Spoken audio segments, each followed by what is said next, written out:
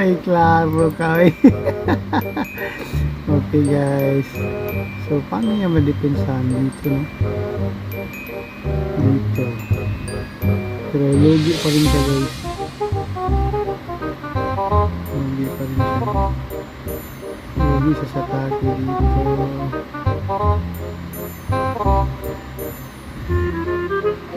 Atake siya dito. Atake siya dito.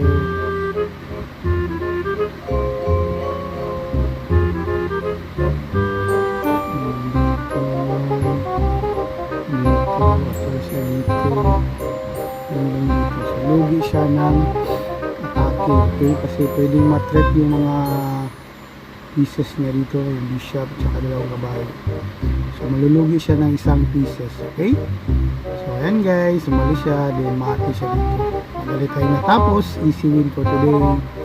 Again, bago tayo magtapos guys, gusto ko munang magpasalamat sa lahat ng mga napalipad sa ating channel at sa mga nag-subscribe at sa mga hindi pa nakapag-subscribe sa ating channel, baka naman dyan, don't forget to click subscribe and notification bell button on all para palagi kayong updated sa ating mga bagong videos at live stream. Okay, again guys, this is Kyle Dax TV. Babu!